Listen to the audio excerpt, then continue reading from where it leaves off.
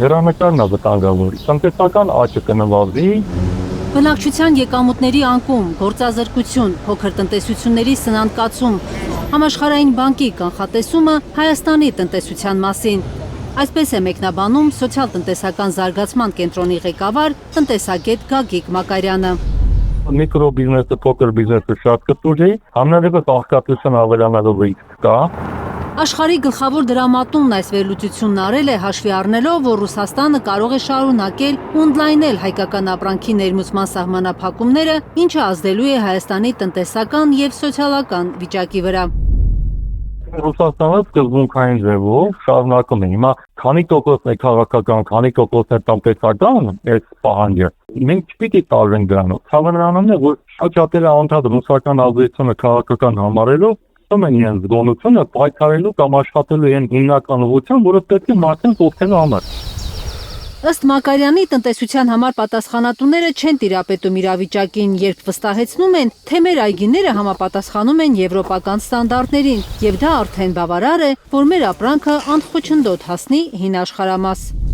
Հատկապես էկոնոմիկան, որը փափուկ բաց է դնում կառավարությանն, խնդրել է նիստերի ժամանակ, որ այդպես խոսում են, իրում ներկայացնում են շատ հեշտ ու հանգիստ ու շատ որոշ այլ պաշտոնյաներ նույնպես էլի, որ հիմա սա արեցինք, այդպես կնդեսեք, սկզբից ինչ էին գոռում գաչում։ Այգիների մեծ մասը ունի գլոբալ գապ, հիմա որ արտահանենք, ոչ մի խնդիր չկա։ Բայց միայն դա է բավարար արտահանելու համար։ Բավարար չեղավ։ Պարզվեց հետո մեքենաներն են թանկ, պարզվեց որ մեքենաները չեն կարող անցնել, էլեկտրոնային կապարակնքում չունեն։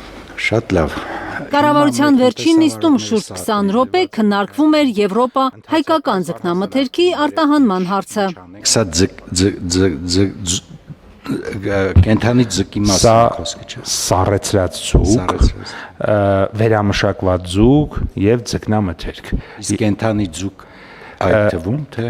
սառեցվածն է գնում, որովհետև ըստ էության դա համարվում է, այսպես ասած, ձուկ եւ իրանց նկատի ունեմ այդ ձուկ ասելով իրանք նկատի ունեն սառեցրածը։ Սառեցված թե կենթանի հայկական ձուկը դժվար է հասցնել եվրոպական շուկա, որովհետև եթե բեռնափոխադրողները չունեն համապատասխան էլեկտրոնային կապարակնիկները, եվրոպացի մաքսավորները պետք է բացեն ամբողջ բեռնատարը, պարզելու գուցե այնտեղ հավ է ձկան փոխարեն։ Որովհետև այդ կոդի տակ մաքսավորը եթե չի տեսնում կապարակնիկ էլեկտրոնային, ինքը միանգամից իրավունք ունի ենթադրել, որ այնտեղ ոչ թե ձուկ է, այլ օրինակ հավ։ Ինչը որ նշանակում է, որ իրան հավելյալ զննության գործառույթ պիտի իրականացնի։ Դեպի Եվրամիություն հայկական ձկնամթերք արտահանելու համար արդեն մեկ կազմակերպություն պաշտոնապես գրավոր հայտ է ներկայացրել սննդամթերքի անվտանգության տեսչական մարմին։ ՍԱՏՄ ղեկավար Տիգրան Պետրոսյանը նախօրեին չէր հստակեցրել, թե ինչ կազմակերպություն է եւ ինչ ծավալների արտահանում է նախատեսում։ Մի ձկնաբուծարան 300-400 տոննա, 500 տոննա ասենք զուգ վաճառել, բայց եթե մենք խոսում ենք, որ 15000 տոննա մնում է, ուրեմն մենք պիտի հասկանանք, որ մենք գործ ունենք մոտարապես 2%-ի հնարավորության հետ։ Նույն կերպ ասենք Սիրիոն, եթե մենք 53000 տոննա արտահանում ենք ու խոսում ենք հիմա մի քանի հազար տոննայի մասին, ինչքան էլ որ դա հաճելի է լսել Ֆրանսիա ուղարկելու մասին, Եվրոպայի վայր, դրանք այդ քանակները չեն էլի, այդտեղ էլ ասենք թե մենք կարող է լավագույն դեպքում 10% արտահանենք, թե չէ։ Համաշխարհային բանկի վտանգավոր կանխատեսումների ֆոնին տնտեսագետները հիշեցնում են, որ շուրջ 6 ամիս ունի Նիկոլ Փաշինյանը ԵԱՏՄ-ի ու ԵՄ-ի միջև կողմնորոշվելու համար։ Դեկտեմբերին ԵԱՏՄ գագաթնաժողովի օրակարգում առանցքայինը Հայաստանի ճակատագրի հարցն է լինելու։ Եվ եթե որոշում կայացվի, որ Հայաստանը պետք է լքի տնտեսական այդ կառույցը, տնտեսագետ Թաթուլ Մանասարյանի պնդմամբ արտահանումների հետ կապված խնդիրներն ավելի են լրջանալու։ Եվրասիական տնտեսական միությունից դուրս գալու սցենար հնարավոր է թե չէ։ Իհարկե հնարավոր է, այսինքն քննարկում են նույնիսկ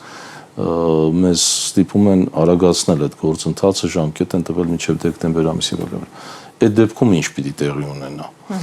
Հստակ թվերի հետ գործ ունենք, այսինքն որքան է արտահանումը կազմում դեպի Եվրասիական տնտեսական միություն,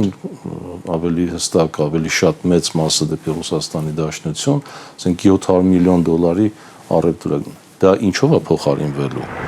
Մանասարյանը չի տեսնում իշխանությունների հռչակած դիվերսիֆիկացիային վերաբերող տնտեսագիտական հաշվարկներ, հիմնավորումներ։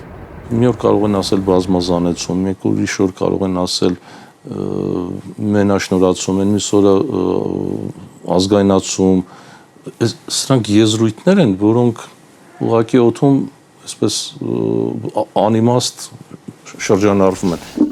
2026-ի հուլիսի տնտեսական զարգացումների վերաբերյալ Համաշխարհային բանկի ամփոփագրում նշվում է նաև, որ Հայաստանի կառավարությունը սկսել է աջակցել արտահանողներին, նախատեսել է սուբսիդիաներ, որոնք փոխհատուցում են այլընտրանքային շուկաներ, այդ թվում Եվրոպական միության արտահանման փոխադրման եւ մաքսային ծախսերի մի մասը։